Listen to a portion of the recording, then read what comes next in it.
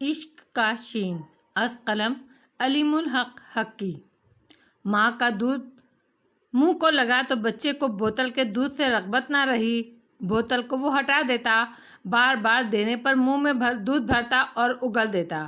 حمیدہ نے یہ دیکھا تو بولی، عبدالحق کا بیٹا ہے، پورے کا پورا اس پر پڑا ہے۔ اس کے لہجے میں فخر تھا۔ اسے یاد تھا ننھے سے عبدالحق نے ماں کا دودھ میسر ہوتے ہوئے کیسے اس کے دودھ کے لیے ضد پکڑی تھی اور اپنی ضد منوا کر رہا تھا۔ لیکن تشویش کی بات یہ تھی کہ اس کی ضد کی نوعیت سمجھ سے باہر تھی۔ وہ بوتل کے بدلے کیا مانگ رہا تھا یہ سمجھ میں نہیں آتا تھا۔ صفیہ کی سمجھ میں نہیں آیا حمیدہ نے کیا مماثلت دیکھی ہے باپ بیٹے میں۔ اس نے پوچھا مگر حمیدہ ٹال گئی۔ خواہ یہ پرانی بات وہ کسی کو کیوں بتائے؟ مجھے تو لگتا ہے دودھ پر نظر لگی ہے، صفیہ نے کہا۔ کس کی نظر لگے گی؟ حمیدہ بولی۔ نظر تو کسی کی بھی لگ سکتی ہے، میری بھی، تمہاری بھی۔ ہر طرح سے دودھ سے بھرے بوتل کی نظر اتاری گئی، کالا دانہ جلایا گیا، سہاگا انگاروں پر ڈالا، مرچوں کی دھنی دی گئی، لیکن بچے نے دودھ کی بوتل کو شدت سے رد کر دیا۔ یوں تو یہ کمزور ہو جائے گا، صفیہ نے تشویش سے کہا، لیکن خوش آئند بات یہ تھی کہ بچہ شہد سے منہ نہیں موڑ رہا تھا۔ شکر ہے، عبدالحق تو کچھ بھی نہیں لیتا تھا، بہت ضدی تھا وہ، من چاہا ملا تو مانا۔ حمیدہ کے لہجے میں فخر تھا۔ ہوا کیا تھا باجی عبدالحق کے ساتھ؟ صفیہ نے پھر پوچھا۔ حمیدہ گڑبڑا گئی۔ ارے کچھ نہیں، ضد کر رہا تھا۔ اتنے چھوٹے بچے ضد کب کرتے ہیں؟ انہیں کچھ پتہ ہی نہیں ہوتا، صفیہ نے اعتراض کیا۔ سب سمجھتے ہیں بچے، ہم بڑے ہیں ناسمجھ، حمیدہ چڑ کر بولی۔ اب یہ اتنا سا تمہارے سامنے ہے اور ضد کر رہا ہے، اب اسے بوتل سے دودھ پلاؤ تو مانوں۔ مگر عبدالحق ضد کس بات کی؟ صفیہ عبدالحق کی ضد کے بارے میں تفتیش کرتی، لیکن اسی وقت رشیدہ بول پڑی۔ پر بہت زیادہ شہد بھی نہیں دیا جا سکتا نا بڑی بیگم صاحبہ؟ اللہ بہتر کرے گا، حمیدہ نے کہا۔ ارجمند خاموشی سے یہ سب سنتی اور دیکھتی رہی۔ اسے احساس جرم مارے ڈال رہا تھا۔ وہ بھوکے بچے کو جو اپنا حق مانگ رہا تھا دودھ نہیں پلا سکتی تھی، یہ کیسی آزمائش ہے؟ تمہارا اپنا کیا دھرا ہے یہ سب، اندر سے ایک تلخ آواز نے کہا۔ اللہ اس کا جواب طلب کرے گا تو کیا کہو گی؟ رات میں اور صبح کو اسے موقع مل جاتا تھا بچے کو دودھ پلانے کا، لیکن دن میں تو بچے کا روزہ ہو جاتا اور وہ اب سچ مچ کمزور ہونے لگا۔ دن بھر وہ خود بھی تڑپتی، اذیت میں رہتی، بچے کی بھوک کا غم اور نڈھال کرتا۔ دن میں موقع اس لیے نہیں مل رہا تھا کہ بچہ سو نہیں رہا تھا۔ اب اگر رشیدہ مالش کا بہانہ کر کے تنہائی کا سامان کرنے کی کوشش کرتی تو حمیدہ بچے کو ساتھ لے جاتی اور اسے روکنے کی کوئی صورت نہیں تھی۔ ارجمند کو علم نہیں تھا کہ صفیہ خالہ اس کی بے چینی کا مشاہدہ کر رہی ہیں۔ اگلے روز صفیہ نے کہا، ایک ترکیب آزماتے ہیں نور الحق کو دودھ پلانے کی۔ حمیدہ نے سوالیہ نظروں سے اسے دیکھا۔ تم جا کر دودھ کی بوتل بنا کر لاؤ، صفیہ نے رشیدہ سے کہا اور غور سے ارجمند کو دیکھتی رہی۔ رشیدہ دودھ بنا کر لائی، لیکن بچے کا رد عمل وہی تھا۔ وہ بوتل کو پرے ہٹاتا رہا، پھر دودھ کی کلیاں کرنے لگا۔ ایک کام کرو، اسے ارجمند کی گود میں دو، شاید یہ اس کے ہاتھ سے دودھ پی لے۔ ہاں یہ ٹھیک ہے، حمیدہ نے خوش ہو کر کہا، ضرور پی لے گا۔ رشیدہ کا چہرہ فق ہو گیا، تاہم اس نے بچے کو ارجمند کی گود میں لٹا دیا اور دودھ کی بوتل ارجمند کے ہاتھ میں دے دی۔ ارجمند نے بوتل بچے کے منہ سے لگائی، بچے نے اسے زور سے دھکیلا، پھر اس کے ننھے منھے ہاتھ ارجمند کو ٹٹولنے لگے۔ صفیہ کی نظریں بچے پر نہیں تھیں، وہ تو ارجمند کو بہت غور سے دیکھ رہی تھی، جس کے چہرے پر کرب واضح تھا۔ اس نے نچلا ہونٹ دانتوں میں دبا رکھا تھا اور اسے کچل رہی تھی۔ صفیہ کو وہاں خون کی سرخی نظر آئی۔ اب بات کو بڑھانا زیادتی ہوتی، اس نے حمیدہ سے کہا۔ ارے باجی، میں تمہیں ایک چیز دکھانا تو بھول ہی گئی، آؤ نا میرے ساتھ۔ حمیدہ اٹھنا نہیں چاہتی تھی، لیکن صفیہ نے ہاتھ تھاما تو لحاظ میں اٹھ کر کھڑی ہوئی۔ تم کوشش کرو، صفیہ نے جاتے جاتے ارجمند سے کہا، ہمیں کچھ دیر لگے گی۔ رشیدہ نے صفیہ کو بھی دیکھا تھا اور ارجمند کا حال بھی وہ دیکھ رہی تھی۔ میں باہر کھڑی دیکھتی رہوں گی، آپ बच्चे को दूध पिला दीजिए। उसने कहा, दरवाज़ा मैं बाहर से बंद कर दूंगी। दादी अम्मा आ गईं तो अर्जुमन ने घबरा कर कहा, राज खुलने से डरती हैं आप? मेरा ख्याल है राज तो खुल चुका। क्या मतलब? आपकी दादी की बहन समझ गई हैं। अर्जुमन ऐसी कैफियत में थी कि बुरी बात ना सुन सकी। उसने पीठ दरवाजे की तरफ कर ली और नूरुल हक को सीने से लगा लिया। थोड़ी देर के बाद उसने रशीदा को आवाज़ दी। रशीदा आई तो उसने कहा, लो इसे लिटा दो, सो गया मेरा साबिर बच्चा। रशीदा ने बच्चे को पंगूड़े में लिटा दिया। शुक्र है दादी अम्मा नहीं आई, अर्जुमन ने कहा। फिर उसे रशीदा की बात याद आई। क्या कह रही थी तुम? मैं ये कह रही थी, मुझे तो ये पूछना है। लाओ दिखाओ, क्या दिखाना है? हमीदा ने झुंझुला कर कहा। मुझे तो ये पूछना है बाजी कि तुमने क्या देखा? मैंने क्या देखा? हमीदा हैरान हो गई। कहाँ? अर्जुमन के कमरे में। और कहाँ? वहाँ। क्या देखा? हमीदा की समझ में कुछ नहीं आया। देखा नहीं? बच्चा किस तरह अर्जुमन को टटोल रहा था। सफिया ने कहा, अरे हाँ सच, बड़ा तरस आया मुझे बेचारे पर, नन्हा मासूम बच्चा। अब सफिया झुंझुला गई। बाजी कुछ समझ नहीं रही हो तुम और मैं भी तो गोद में लेते हैं उसे, हमें तो ऐसे नहीं टटोलता। तो सफिया ने माथे पर हाथ मारते हुए कहा, अब भी नहीं समझी? अरे वो अर्जुमन का बच्चा है, उसका दूध पीता है, इसीलिए इतना बेताब हो रहा था और इसीलिए बोतल का दूध नहीं पीता वो, माँ का दूध मौजूद है। हमीदा का मुंह तो खुला रह गया। क्या कह रही हो आपा? ठीक कह रही हूँ बाजी, अर्जुमन ही उसकी माँ है और उसे दूध भी पिलाती है। दरवाजे से तेजी से आती हुई राबिया ने वो जुमला सुन लिया, मगर वो अपनी रौ में इतनी तेजी से अंदर आई थी कि काफ़ी आगे आ चुकी थी और पलट नहीं सकती थी। सफिया एकदम चुप हो गई। राबिया वापस जाने लगी तो हमीदा ने उसका हाथ थाम लिया। ये तो मेरी बेटी है, इससे क्या पर्दा? उसने बड़ी मोहब्बत से कहा। फिर राबिया से बोली, आ इधर बैठ, सुना तूने? ये आपा क्या कह रही हैं? राबिया अब भी शर्मिंदा सी थी। उसने सर हिलाने पर इक्तफा किया। ये कैसे जाना तुमने? हमीदा सफिया की तरफ मुड़ी। मुझे भी तो बताओ। मुझे तो इस पर हैरत है बाजी कि तुम्हें ये सब क्यों समझ नहीं आया पर तो मुझे समझा दो। देखो बाजी, मुझे कई दिन से शक था। अर्जुमन को वो तड़प थी दूध पिलाने की जो उस माँ को होती है जिस पर पाबंदी लग जाए। इस कैफियत से खुद हमीदा भी गुजरी थी। उसे हैरत हुई कि ऐसी कोई बात उसे नज़र क्यों ना आई। तुम्हें क्या पता उस तड़प का आपा? उसने कहा। जरीना की तबीयत खराब हुई थी तो डॉक्टर ने बच्चे को दूध पिलाने से रोक दिया था। उसका हाल देखा था मैंने। हमीदा की समझ में बात आ गई। उसकी तवज्जो का मरकज तो बच्चा था। वो क्या मुशाहिदा करती? उसने राबिया की तरफ देखा। ये शक मुझे भी था अम्मा, निक्की को देखकर यही ख्याल आता था मुझे, पर यह कैसे मुमकिन?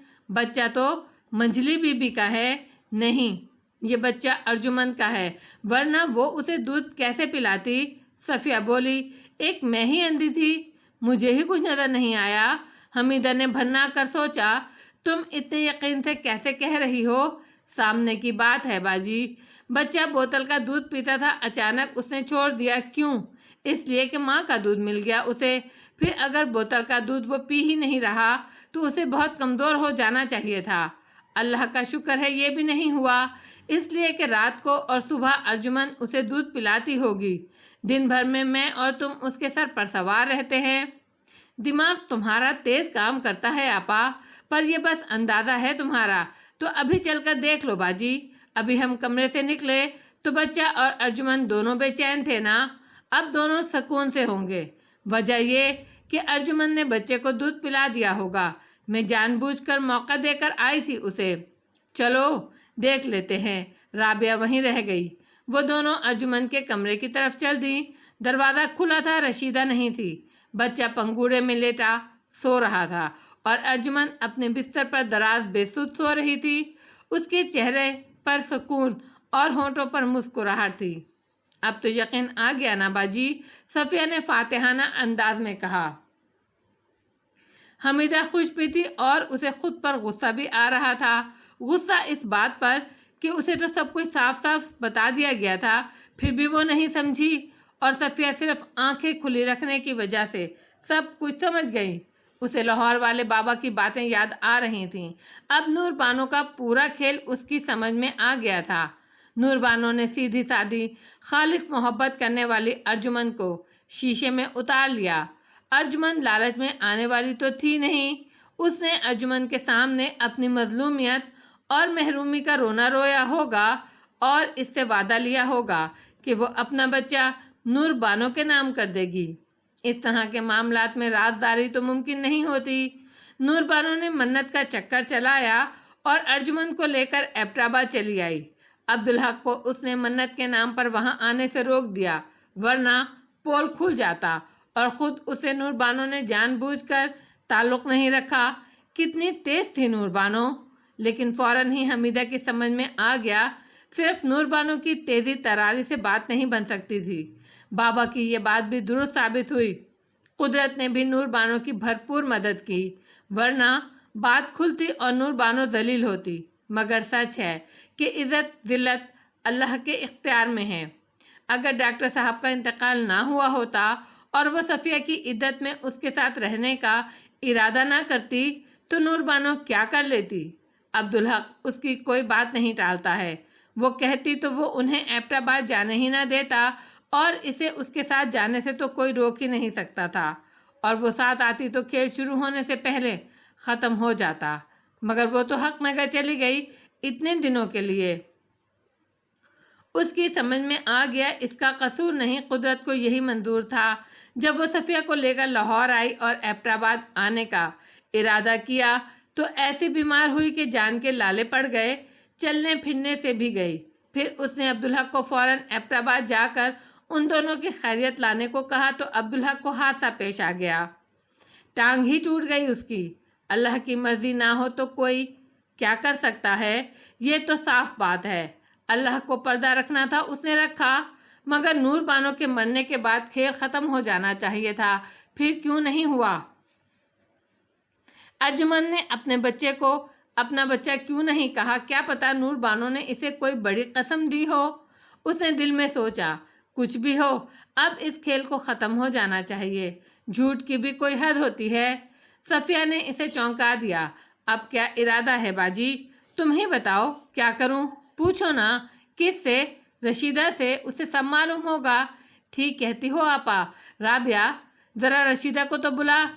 رابعہ جلدی سے باہر لپکی۔ وہ خوش تھی، اسے بہت پہلے سے یہ یقین تھا کہ بچہ ارجی کا ہے، پر وہ کہنے کی ہمت نہیں کر سکتی تھی۔ رشیدہ کو بلاوا ملا تو وہ اس کے لیے تیار تھی۔ اس نے سمجھ لیا کہ آزمائش کا وقت آ گیا۔ وہ جانتی تھی یہ وقت آئے گا، لیکن یہ اندازہ نہیں تھا کہ اتنی جلدی آ جائے گا۔ اس نے ارجمن کو سمجھایا تھا کہ جو کچھ وہ کر رہی ہے اسے سنبھالنا بہت مشکل ہے، مگر یہاں تو یہ ناممکن ہو گیا۔ وہ مجرموں کی طرح دونوں بوڑھی عورتوں کے سامنے پیش ہوئی اور ہاتھ باندھ کر کھڑی ہو گئی۔ کیا حکم ہے بیگم صاحبہ؟ یہ نور الحق کس کا بیٹا ہے؟ حمیدہ نے تمہید سے کام لیے بغیر پوچھ لیا۔ بڑے صاحب کا ہے جی، اس نے بڑی ہی معصومیت سے کہا۔ وہ تو مجھے معلوم ہے، یہ بتاؤ اس کی ماں کون ہے؟ یہ بھی آپ کو پتا ہے بڑی بیگم صاحب؟ پھر مجھ سے کیوں پوچھتی ہیں؟ کوئی وجہ ہے تو پوچھ رہی ہوں، آپ بی بی صاحب سے پوچھئے۔ رشیدہ نے سوچا سمجھا جواب دیا، تم نہیں بتاؤ گی؟ میری مجبوری ہے بیگم صاحب۔ نوکری سے نکالے جانے کا ڈر ہے تجھے؟ حمیدہ نے لہجہ بدلا۔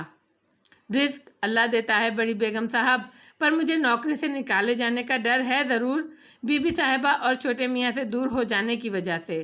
آپ مجھ سے نہ پوچھئے، بی بی صاحب سے پوچھئے، آپ کو پتا ہے نا وہ جھوٹ کبھی نہیں بولتی۔ حمیدہ نے دل میں تسلیم کیا کہ وہ ٹھیک کہہ رہی ہے، ارجمن جھوٹ کبھی نہیں بولتی، پھر وفادار نوکر کو پریشان کرنے کا فائدہ اسے کھویا کیوں جائے؟ عبدالحق نے جاتے ہوئے اسے بتا دیا تھا کہ یہ ماں بیٹیاں ساتھ ہی لاہور جائیں گی۔ ٹھیک ہے تم جاؤ، آپ مجھ سے ناراض تو نہیں ہیں نا جی؟ رشیدہ نے لجاجت سے کہا۔ حمیدہ نے کوئی جواب نہ دیا۔ آپ مجھے نکالیں گی تو نہیں نا بڑی بیگم صاحب؟ حمیدہ کو اس پر ترس آنے لگا، ایسے خدمت کرنے والے وفادار لوگوں کو کون نکال سکتا ہے؟ بس تو جا اور اپنا کام کر۔ رشیدہ وہاں سے یوں نکلی جیسے جان بخشی ہو گئی ہو۔ اس نے سب کچھ بتا دیا مگر کچھ نہیں بتایا باجی۔ صفیہ نے اس کے جانے کے بعد حمیدہ سے کہا، ہاں پر نکی سے پوچھنا تو ہے، نہ پوچھو تو اچھا ہے اماں، رابعہ جلدی سے بولی۔ کیوں؟ حمیدہ نے حیرت سے اسے دیکھا۔ نکی بہت عزت والی ہے، اسے بے عزتی کا احساس ہوگا، پر بات تو کھلنی ہے اب، صفیہ بولی۔ اس میں اس کی بھی بہتری ہے، اسے چھپ کر تو دودھ نہیں پلانا پڑے گا، بچے کو اذیت سے بچ جائے گی۔ یہ بات ٹھیک ہے خالہ، میں نکی کو جانتی ہوں آپا، حمیدہ نے کہا۔ وہ سمجھ گئی تھی کہ اللہ کو ابھی نور بانو کا پردہ رکھنا ہے۔ بابا کی باتیں اب بھی اس کو راہ دکھا رہی تھی، اسے تو آم کھانے سے پیٹ گرنا اس کا کام نہیں تھا، یہ تو وہ سہ لے گی، لیکن یہ بات عبدالحق کو معلوم ہو یہ وہ نہیں سہ سکے گی۔ پر یہ تو ضروری ہے آپا، عبدالحق تک یہ بات پہنچ گئی تو نکی مر جائے گی۔ میں جانتی ہوں اسے، ہمیں تو برداشت کر لے گی وہ، عجب لڑکی ہے، صفیہ نے کہا۔ ارجمن سے بات کرنے کے لیے حمیدہ اکیلی اس کے پاس گئی۔ کچھ دیر وہ نور الحق کو گود میں لیے ارجمن سے ادھر ادھر کی باتیں کرتی رہی، لیکن ارجمن کے اعصاب کشیدہ ہو رہے تھے۔ اسے رشیدہ کی بات یاد تھی کہ راز کھل چکا ہے۔ اچانک حمیدہ نے اس سے پوچھ لیا، یہ نور الحق کس کا بیٹا ہے نکی، تیرا یا نور بانو کا؟ ارجمن کو براہ راست سوال کی امید نہیں تھی، اب تک اس نے براہ راست جھوٹ بولا بھی نہیں تھا، اور جھوٹ بولنے والی وہ تھی بھی نہیں۔ راز کھل ہی گیا تو جھوٹ بول کر گناہ گار ہونے کا کیا فائدہ؟ عزت ذلت اللہ کے ہاتھ میں ہے، آدمی شرمندگی کا کام کرے گا تو شرمندگی اٹھائے گا بھی، اللہ اپنی رحمت سے بچا لے تو یہ اس کا کرم۔ اس نے بلا جھجک کہا، دادی اماں، اللہ نے اسی میری کوکھ میں اتارا، لیکن ہے یہ آپ ہی کا بچہ، اللہ انہیں جنت نصیب کرے، ان کی مغفرت فرمائے۔ میری تو سمجھ میں نہیں آئی یہ بات، اللہ نے تجھے اس کی ماں بنایا تو یہ نور بانو کا بچہ کیسے ہو گیا؟ ارجمن نے ایک گہری سانس لے کر کہا، حالانکہ دنیا میں ایک آپ ہی ایسی ہیں جو یہ بات سمجھ سکتی ہیں دادی اماں۔ وہ کیسے؟ دیکھیں نا، آغا جی آپ کے پیٹ سے پیدا نہیں ہوئے، لیکن بیٹے آپ ہی کے ہیں۔ حمیدہ کے لیے تو وہ دھماکہ تھا۔ کچھ دیر کے لیے وہ سن ہو کر رہ گئی، پھر اس نے بہت دھیمی آواز میں پوچھا، تجھے یہ کیسے پتہ چلا نکی؟ آپ ہی نے بتایا تھا مجھے، آغا جی کے والد کی ڈائریاں بھی مجھے دی تھی پڑھنے کے لیے۔ پڑھنے کی یہ اور بات ہے، عبدالحق کو سب معلوم تھا نا، اور یہ بھی معلوم ہونا چاہیے اس کو۔ کیا فرق پڑتا ہے دادی اماں، بچہ تو یہ آغا جی کا ہی ہے نا، انہیں اس سے کیا کہ اس کی ماں کون ہے؟ یہ تیرا حق ہے نکی، اور میں اپنا حق چھوڑ رہی ہوں خود۔ عبدالحق کو یہ معلوم ہو جائے گا کہ یہ تیرا بیٹا ہے تو اس میں کیا حرج ہے؟ بیٹا تو یہ اسی کا رہے گا نا، تو نے خود کہا نا ابھی، تو اس سے کیا فرق پڑتا ہے؟ اس سے بہت فرق پڑے گا دادی اماں، ذرا مجھے بھی سمجھا دیں میری بڑی سی نکی۔ ضرور دادی اماں، ارجمن نے بڑے اعتماد سے کہا۔ دیکھیے آغا جی آپ سے بہت محبت کرتے ہیں، ایسی محبت کم ہی کی ہوگی کسی نے کسی سے، صرف آپ ہی کے کہنے پر انہوں نے مجھ سے شادی کی، ورنہ کبھی نہ کرتے۔ اور آج بتا دوں دادی اماں کہ میں آغا جی سے اتنی محبت کرتی ہوں کہ کسی اور کے بارے میں سوچ بھی نہیں سکتی تھی، اور میرا اور ان کا ملنا ممکن نظر نہیں آتا تھا، بس اللہ میاں مجھے بتاتے تھے کہ وقت آنے پر وہ خود مجھے مل جائیں گے، مجھے فکر نہیں کرنی۔ حمیدہ حیران تھی۔ بابا نے اس سے کہا کہ اسے فکر کرنے کی ضرورت نہیں، جو وہ چاہتی ہے وہی ہوگا، اور اسے پوتا بھی ملے گا، کھیلنے والوں کو کھیلنے دے، اللہ کی چال سب سے مضبوط ہے۔ انہوں نے کہا تھا تو کچھ بھی نہ کر، اور واقعی نور بانو نے خود ہی ارجمن سے عبدالحق کی شادی کروا کر اس کی آرزو پوری کی، اور اب پوتا بھی مل گیا۔ اور یہ ارجمن نے کیا کہا، یہ عبدالحق کے سوا کسی کو؟ تو دادی اماں آپ ہی نے مجھ پر احسان کیا نا۔ یہ احسان نہیں، خود غرضی تھی اس کی۔ حمیدہ نے تیز لہجے میں اس کی بات کاٹ دی۔ وہ جانتی تھی اولاد اسے نہیں ملنی، تیرے سوا کون اس کی یہ بات مان سکتا تھا؟ اس نے تجھے استعمال کیا نکی، اتنے بڑے جھوٹ کے جنجال میں پھنسایا تجھے، اور دیکھو جھوٹ کھل کر رہا نا۔ نہیں دادی اماں، آپ ہی مجھ سے بہن جیسی محبت کرتی تھیں، تو میں ان کے لیے قربانی نہیں دے سکتی تھی کیا؟ اور اب تو وہ دنیا میں ہیں بھی نہیں، تیری قربانی کا کیا حاصل ہوا نکی؟ جھوٹ کھل گیا ہے۔ اس بیچاری کو مرنے کے بعد بھی عزت نہیں ملی، کوئی منہ سے نہ کہے پر دل میں اس کے بارے میں کیا سوچیں گے سب۔ میں صفیہ آپا، رابعہ اور تیری نوکرانی رشیدہ، کیا کسی کے دل میں عزت ہوگی اس کی؟ اتنا بڑا مکر اور فریب کا جال بچھایا اس نے صرف اپنی عزت، اپنی شان بڑھانے کے لیے، مگر ہاتھ کیا آیا؟ حمیدہ کے لہجے میں تندی تھی۔ میں نے ہمیشہ اسے بیٹی سمجھا، اسے برا بھلا سمجھایا، پر وہ دشمن سمجھتی رہی مجھے۔ خود پر اعتماد ہی نہیں تھا اسے، خود کو برا سمجھتی تھی، حقیر۔ تو ایسے لوگ اچھے کیسے ہو سکتے ہیں؟ اور میری بات سننے کی تو احسان کی بات کرتی ہے۔ اسے معلوم تھا میں اب اور انتظار نہیں کروں گی، اور میں حکم دوں گی تو عبدالحق انکار نہیں کرے گا دوسری شادی کو۔ اس نے گھبرا کر خود ہی فیصلہ کر لیا اور چنا تجھے کہ تو اس کی مرضی پر چلے گی، پر اسے نہیں معلوم تھا میرے دل میں تیرا ہی خیال ہے۔ یاد ہے جب اس لڑکے کا رشتہ آیا تھا تیرے لیے تو میں کتنی پریشان ہو گئی تھی۔ ارجمن ہکا بکا رہ گئی۔ یہ تو وہ سوچ بھی نہیں سکتی تھی کہ دادی اماں کے دل میں بھی اس کی اور آغا جی کی یکجائی کا خیال ہوگا، اور دل میں وہ جانتی تھی کہ دادی اماں کی ہر بات ٹھیک ہے، لیکن وہ زبان سے تسلیم نہیں کر سکتی تھی۔ واقعی آپ ہی نے جھوٹ، مکر اور فریب کا جال بچھایا، مگر ہاتھ ان کے کچھ نہیں آیا۔ پردیس میں قسمہ پرسی کی موت، لوگوں کی نظروں میں برائی اور بچے کی وہ صورت بھی نہ دیکھ سکیں، تو لوگوں کی نظروں میں نور بانو کی عزت بحال ہو سکتی ہے کیا؟ حمیدہ کے لہجے میں چیلنج تھا۔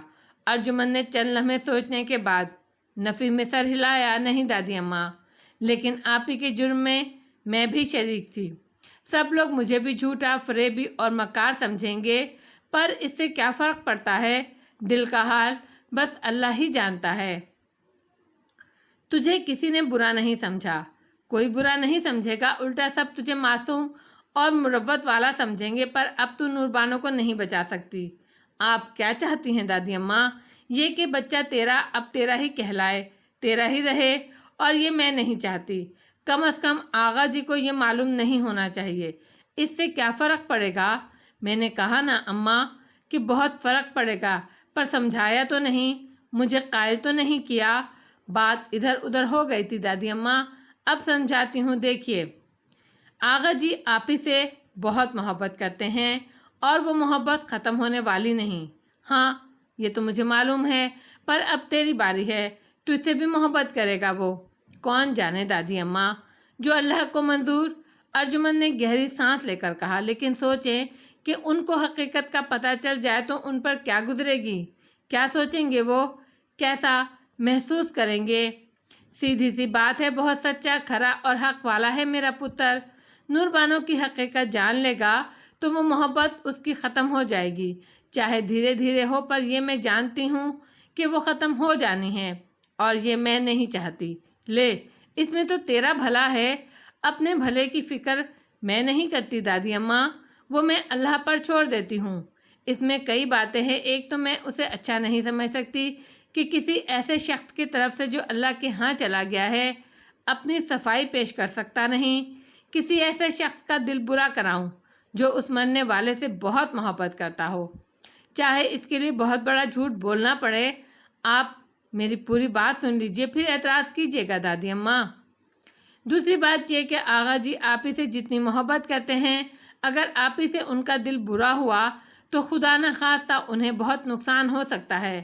ممکن ہے ان کا دل محبت سے ہی برا ہو جائے، وہ محبت کے نام سے چڑھنے لگ جائیں، پھر وہ کبھی کسی سے محبت نہیں کر سکیں گے، نہ آپ سے، نہ مجھ سے، نہ اپنے بچے سے، اور محبت ہی آغا جی کی سب سے بڑی طاقت ہے دادی اماں۔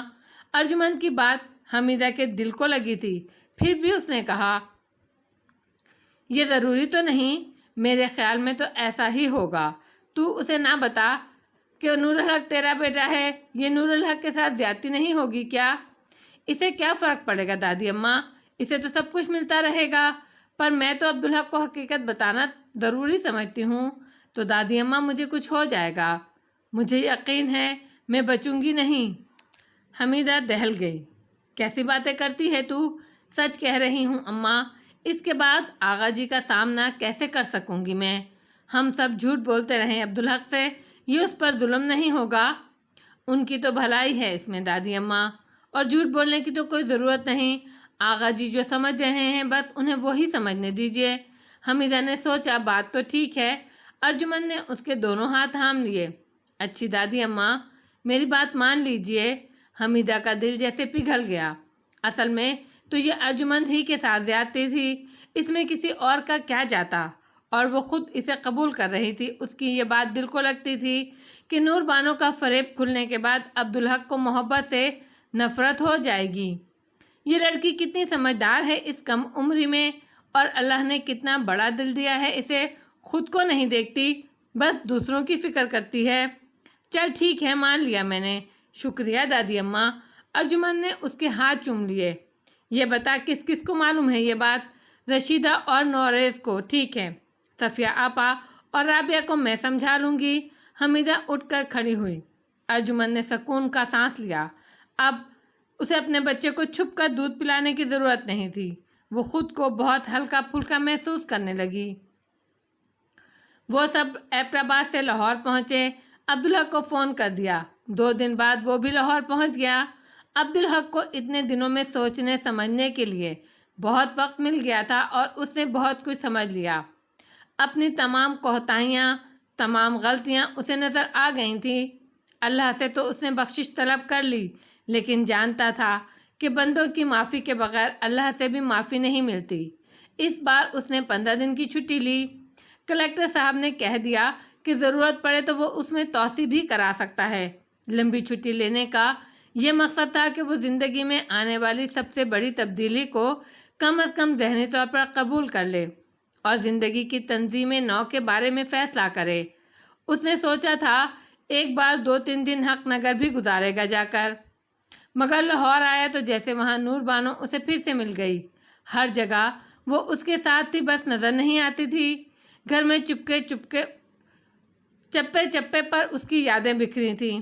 جس کمرے میں وہ بیٹھتا، دروازے کی طرف اس یقین سے دیکھتا کہ ابھی نور بانو مسکراتی ہوئی دروازے سے اندر چلی آئے گی، لیکن نہیں، نور بانو مسکراتی ہی کب تھی؟ اس نے یاد کرنے کی کوشش کی، لیکن اسے ایک موقع بھی یاد نہ آیا کہ اس نے نور بانو کو بے ساختہ دل سے اندر سے مسکراتے دیکھا ہو۔ حیرت ہے اس نے پہلے کبھی اس بات پر غور نہیں کیا۔ یہ تو بڑی عجیب بات ہے۔ اس کا تو یہ مطلب ہے کہ وہ خوش نہیں تھی۔ خوشی اور مسکراہٹ کا تو چولی دامن کا ساتھ ہوتا ہے۔ خوشی پھول ہے تو مسکراہٹ اس کی خوشبو، خوشی کا اظہار مسکراہٹ ہوتی ہے۔ تو کیا نور بانو خوش نہیں تھی؟ کیا وہ ناخوش تھی؟ یہ بہت بڑا سوال تھا۔ اس سوال سے کئی اور سوال جنم لیتے تھے۔ کیا یہ اس کی ناکامی ہے؟ کیا وہ نور بانو کو خوشی نہیں دے سکا؟ وہ بے چین ہو گیا۔ دل کا بوجھ ہلکا ہونے کے بجائے اور بڑھ گیا۔ اسے ایک اور خیال آیا۔ کراچی میں اس نے نور بانو کے ساتھ بہت طویل عرصہ گزارا تھا، اور وہ بھی اکیلے، کوئی اور تھا ہی نہیں وہاں، تو وہ صرف اور صرف اس کا تھا۔ مگر اسے کراچی میں نور بانو اس طرح یاد نہ آئی۔ وہاں تو اس کے ذہن نے قبول کر لیا تھا کہ نور بانو ہمیشہ کے لیے رخصت ہو گئی، اب وہ کبھی واپس نہیں آئے گی۔ ایسا کیوں؟ اور کراچی میں بھی کبھی اس نے نور بانو کو مسکراتے ہوئے نہیں دیکھا، حالانکہ وہ وہاں بہت خوش تھی۔ نور بانو کو اس پر پورا قبضہ کرنے کا بڑا شوق تھا۔ وہ تو اس میں ننھے ساجد کا سانجھا بھی برداشت نہیں کر سکی تھی۔ وہ چاہتی تھی کہ وہ اس کے سوا کسی کو نہ دیکھے، نہ کسی سے بات کرے۔ محبت تو بڑی ہی دور کی بات، وہ تو چاہتی تھی وہ اس کے سوا اور کسی کے بارے میں سوچے بھی نہیں، اور یہ بڑی ہی غیر فطری بات تھی۔ اس نے بارہا نور بانو کو یہ بات سمجھانے کی کوشش کی۔ ضرورت پڑنے پر اس نے سختی سے بھی سمجھایا اور 2 ٹوک بھی کہا کہ یہ ممکن نہیں۔ تو کیا نور بانو اسی لیے ناخوش رہی؟ اس لیے وہ کبھی خوش نہ رہی؟ اس لیے وہ کبھی نہ مسکرائی؟ شروع ہی سے وہ سوچنے، غور کرنے اور تجزیہ کر کے نتائج اخذ کرنے والا رہا تھا۔ الجھن کو سلجھائے بغیر وہ کبھی چین سے نہیں بیٹھتا تھا۔ اب بھی وہ سب کچھ بھول کر اس کھوج میں لگ گیا۔ یہ بات طے تھی کہ نور بانو کا یہ مطالبہ غلط تھا۔ آدمی پر اس کے معاشرے کا حق ہوتا ہے۔ آدمی کسی ایک شخص تک محدود نہیں ہو سکتا۔ اگر ایسا ہوتا تو سب سے اچھا یہ ہوتا کہ وہ سب کچھ چھوڑ کر صرف اللہ کا ہو جائے، لیکن اللہ نے بھی اس کی اجازت نہیں دی، اور رہبانیت اللہ کو بالکل پسند نہیں۔ اللہ نے انسان کو فرائض ادا کرنے کا پابند کیا ہے، جس کا بھی حق ہو اسے ادا کیا جائے، تو وہ نور بانو کو یہ بات نہیں مان سکتا تھا۔ اگر نور بانو کی خوشی اسی میں تھی تو یہ خوشی وہ اس کو دے ہی نہیں سکتا تھا۔ وہ ناخوش رہی تو یہ اس کا اپنا قصور تھا، اس پر تو اس کا کوئی بوجھ نہیں۔ پھر بھی اس کے دل کا بوجھ کم نہ ہوا۔ ذہن میں ایک اور سوال نے سر اٹھایا، کراچی میں تو نور بانو کو خوش رہنا چاہیے تھا، وہاں تو وہ صرف اور صرف اسی کا تھا، وہاں تو صرف وہی اس کی توجہ کا مرکز تھی۔ عارف بھائی کے بچوں کو اس نے کبھی اہمیت نہیں دی، پھر کراچی میں وہ کیوں ناخوش رہی؟ جواب میں فوراً ہی اس کے ذہن میں ابھرا، کراچی میں وہ تنہا تھی، اکیلے رہنے کی وہ عادی نہیں تھی، پھر کام زیادہ ہونے کی وجہ سے دفتر سے واپسی میں اسے دیر بھی ہو جایا کرتی تھی۔ وہ تھکا ہارا نڈال گھر آتا، یعنی رقیب سے نور بانو کی جان کراچی میں بھی نہیں چھوٹی۔ وہاں اس کا کام، اس کی ملازمت اس کی رقیب بن گئی۔ وہاں وہ اس لیے ناخوش رہی، تبھی تو لاہور جا کر کراچی واپس نہ آئی، وہ اسے اکیلا چھوڑ دیا۔ تو ایسے آدمی کو خوش رکھا ہی نہیں جا سکتا، ایسا آدمی کبھی خوش رہ ہی نہیں سکتا۔ پھر میرے دل پر اس کی ناخوشی کا بوجھ کیوں ہے؟ اس کی ملازمت بھی نور بانو کو بری لگتی تھی، کہتی تھی ضرورت ہی کیا ہے آپ کو اس کی، لیکن وہ ملازمت نہ کرتا تو گھر میں اس سے جڑ کر نہیں بیٹھتا۔ مردوں کے لیے دن بھر باہر کی دنیا ہوتی ہے، کتنے کام ہوتے ہیں، ملازمت نہ کرتا تو وہ کاروبار کرتا، زمینوں کے معاملات سنبھالتا، حق نگر کے لوگوں کی فلاح کے لیے کچھ کرتا۔ نہیں بھائی، وہ نور بانو کو خوش رکھ ہی نہیں سکتا تھا۔ یہ ہوتی ہے انسان کی محبت، جتنی بھی کرو کم ہی رہے۔ محبوب خوشی ہو ہی نہیں سکتا کسی طرح، طوطا مینا کی طرح پنجے میں قید ہو، اور شاید محبوب پھر بھی خوش نہ ہو، پھر وہ یکسانیت سے اکتا جائے۔ خسارہ ہی خسارہ، سراسر خسارہ۔ محبت تو بس اللہ سے کرنی چاہیے، مگر کیسے؟ اس کیسے کا اس کے پاس کوئی جواب نہیں تھا۔ اسے ایک اور خیال آیا، نور بانو کی بیماری یہاں کراچی میں ہی جو شروع ہوئی، ضرور یہی بات ہے، بیمار نہ ہوتی تو وہ یہاں خوش رہتی۔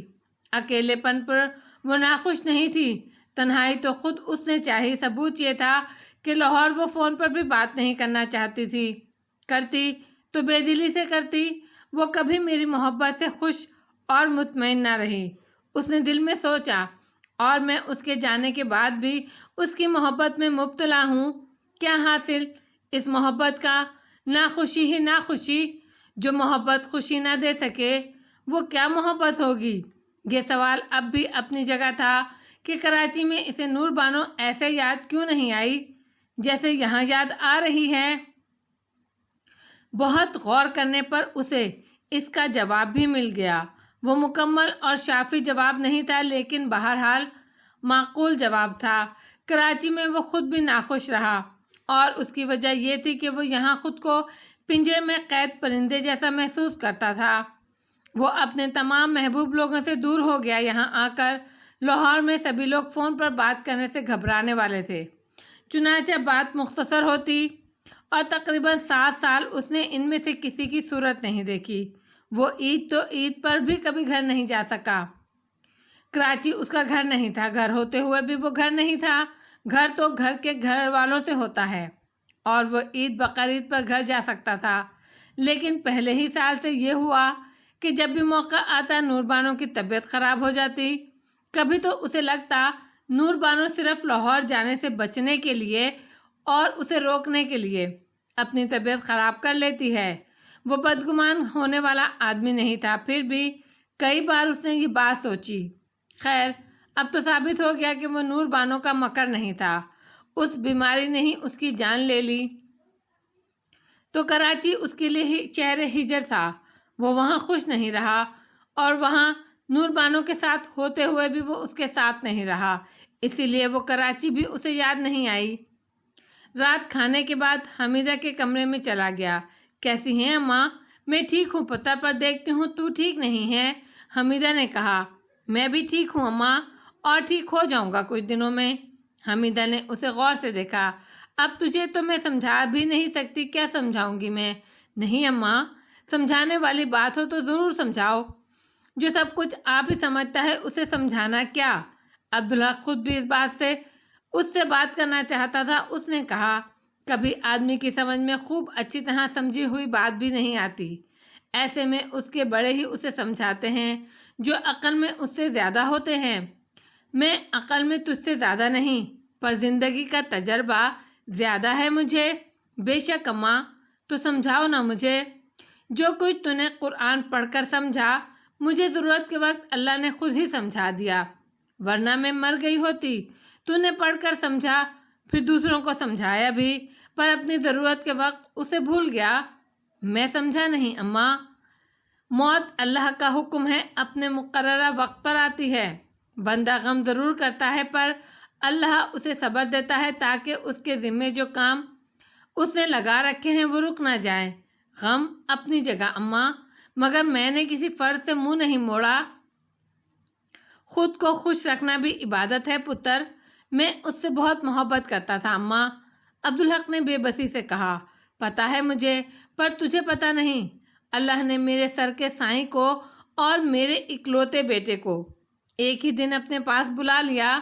یہ سن کر عبدالحق پر تھر تھری چڑھ گئی۔ ایک میرا جیون ساتھی تھا، جیسے نور بانو تیری تھی، تو دوسرا دنیا کے حساب سے دیکھو تو میرا آخری سہارا تھا، پر میں نے جیون کی ڈور نہیں چھوڑی۔ اللہ سے دعا کرتی رہی کہ تیری امانت تجھ تک پہنچانے کی مہلت مجھے دے دے۔ یہ صبر مجھے میرے رب نے دیا، اور اس کا کرم کہ آج بھی میں زندہ ہوں۔ میرے سر کے سائیں کی نسل تو ادھر ہی ختم ہو گئی نا، پر تیری اور تیری اولاد کی کیسی لگن تھی مجھے۔ غم تو اب بھی کبھی کبھی ہوتا ہے مجھے، پر میں سوچتی ہوں کہ اس سے بہت زیادہ تو خوشیاں دے دی ہیں دینے والے نے۔ تو جب غم ہوتا ہے تو شکر ادا کرتی ہوں اس کا خوشیوں پر۔ عبدالحق کی شرمندگی کی کوئی حد نہ تھی۔ سچ کہا حمیدہ نے، قرآن پڑھ کر جو وہ سمجھا اور وقت آنے پر بھول گیا، وہ اللہ نے حمیدہ کو بغیر قرآن کے وقت پر خود ہی سمجھا دیا۔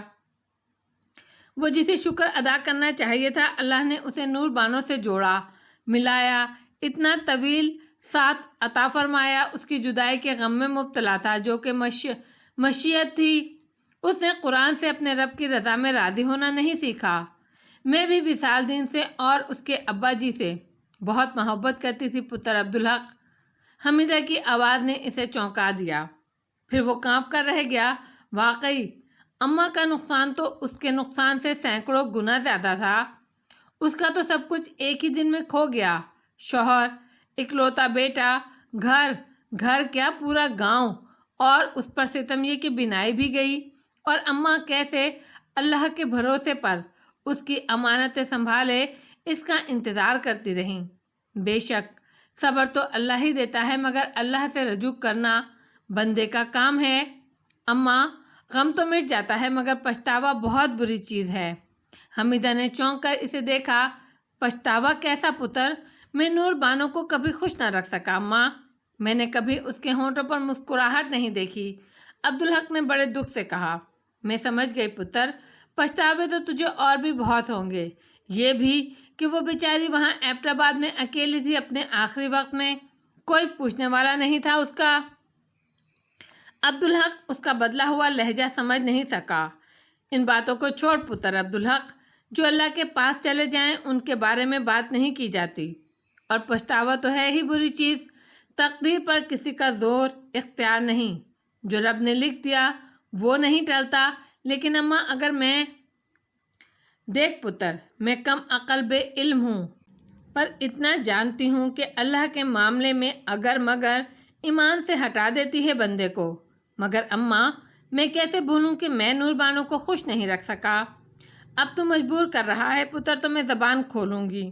رب معاف کرے مجھے۔ تو ایک بات بتا، جسے اللہ خوش نہ کر سکے اسے کوئی بندہ خوش کر سکتا ہے بھلا؟ بندے کی اوقات ہے کیا ہے؟ عبدالحق بری طرح گڑبڑا گیا۔ میں نہیں سمجھا اماں، نور بانو خوش ہونے والی تھی ہی نہیں۔ اللہ اسے کروٹ جنت نصیب کرے، اس کے ساتھ اچھا معاملہ کرے، پر سچی بات یہ ہے وہ خوش ہونے والی نہیں تھی۔ تو آسمان سے تان تارے توڑ کر لا دیتا، تب بھی وہ خوش نہ ہوتی۔ یہ تو تم زیادتی کر رہی ہو اماں۔ نہ پتر، رب مجھے محفوظ رکھے بے انصافی سے۔ میں سچ کہہ رہی ہوں، تو غور تو کر، رب نے کتنی عنایتیں کی اس پر۔ اس کی بڑی بہن اور چھوٹی بہن دونوں بہت خوبصورت تھیں، تو اسی لیے اس کی ماں اس سے زیادہ محبت کرتی تھی۔ یہ تم کیسے کہہ سکتی ہو اماں؟ عبدالحق نے اعتراض کیا۔ تو یہ کیسے سمجھے گا پتر؟ اس بات کو سمجھنے کے لیے تو ماں کا دل چاہیے۔ ماں کو اپنا سب سے کمزور، سب سے محروم بچہ سب سے پیارا ہوتا ہے، تو دنیا میں اس کا مشاہدہ تو کر سکتا ہے، اسے محسوس نہیں کر سکتا۔ خیر، مجھے تو اس نے آپ ہی بتائی تھی یہ باتیں، اور بہنیں بھی اس سے بہت محبت کرتی تھیں، پر وہ بات بات پر چڑھتی، ہر ایک سے اسے شکایت ہوتی، لڑنے کے بہانے تلاش کر لیا کرتی، اللہ سے گلہ کرتی کہ اسے بہنوں سے کمتر کیوں بنایا، خوش کس بات پر ہوتی ہی نہیں وہ۔ اور پتر، اللہ بھی اپنے کمزور بندوں سے بہت پیار کرتا ہے۔ ماں کو شاید یہ خوبی اس نے اپنی ہی دی ہے۔ تو دیکھ اللہ نے کیسا کرم فرمایا اس پر۔ اس کے گھر پر حملہ ہوا، سب لوگ شہید ہو گئے، اللہ نے اسے بچا لیا۔ پھر دنیا میں اس کا کوئی نہ رہا تو اللہ نے ہم سے اسے ملا دیا، گھر اور کنبہ دے دیا اسے۔ تیرے دل میں اس کی محبت ڈالی ایسی کہ وہ تیرے نزدیک دنیا کی سب سے حسین لڑکی تھی، ورنہ تیرا اور اس کا جوڑ تھا بھلا۔ میرے دل میں اس کے لیے بیٹی جیسی محبت ڈالی، یہ نہ ہوتا تو میں تیری اور اس کی بے جوڑ شادی کبھی نہ ہونے دیتی، تو میرا حکم ٹالتا بھلا۔ پھر شادی کے بعد اللہ نے اسے ملکہ بنا دیا۔ کون سی نعمت ہے جو اس کے پاس نہ تھی، پر اس نے کبھی شکر ادا نہیں کیا، ہمیشہ گلہ کرتی رہی، اللہ سے بھی اور بندوں سے بھی، صرف اس لیے کہ اللہ نے اسے بہت حسین نہیں بنایا، معمولی شکل و صورت دی۔ اس نے کبھی یہ نہیں سوچا کہ سب سے بڑی چیز نصیب ہوتا ہے، اور اللہ نے اسے وہ نصیب دیا جو بہت حسین لڑکیوں کو بھی کم ملتا ہے۔ لیکن اماں، پھر بھی ایک بڑی محرومی اسے ملی، برسوں وہ اولاد کو ترستی رہی۔ عبدالحق سے رہا نہ گیا تو بول پڑا، جو اللہ جانتا ہے وہ کوئی نہیں جانتا، اور جو میں جانتی ہوں وہ تو نہیں جانتا۔ تجھے کیا پتا؟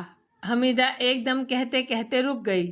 اسے احساس ہو گیا اس سے آگے بولنے کا اسے حق نہیں، حق تو اسے کچھ بھی کہنے کا نہیں تھا، لیکن عبدالحق کے پچھتاوے دور کرنے کے لیے اس نے زبان کھولی تھی۔ وہ جانتی تھی کہ پچھتاوے ایسے ہوتے ہیں جیسے آدمی اپنے اندر بچھو پال لے۔ اب بچھو کا کام تو ڈنک مارنا ہے، باہر ہو بندہ اسے مار بھی دے، جان چھڑا لے، پر اندر کے بچھو کا کیا کرے؟ وہ تو جب تک رہے گا عمر بھر ڈنگ بھرتا رہے گا۔ وہ ان بچھوؤں کو مارنے کی کوشش کر رہی تھی جو عبدالحق کے اندر پل رہے تھے، لیکن مرے ہوئے آدمی کا پردہ تو نہیں ہٹا سکتی وہ، ورنہ رب اس کا پردہ نہیں رکھے گا۔ بلکہ ارجمند نے تو اسے وہ پردہ بھی رکھنے کا پابند کر دیا جو رکھنے والا نہیں تھا۔ اس نے بروقت خود کو سنبھال لیا۔ دیکھ پتر، ایسا نہیں کہتے، تو جانتا ہے اللہ نے نور بانوں کو اولاد سے بھی محروم نہیں رکھا، یہ تیرا نور الحق ہے نا اس کی نشانی۔ اس نے اوپری دل سے کہا، لیکن نور بانوں نے تو اسے دیکھ بھی نہ سکی۔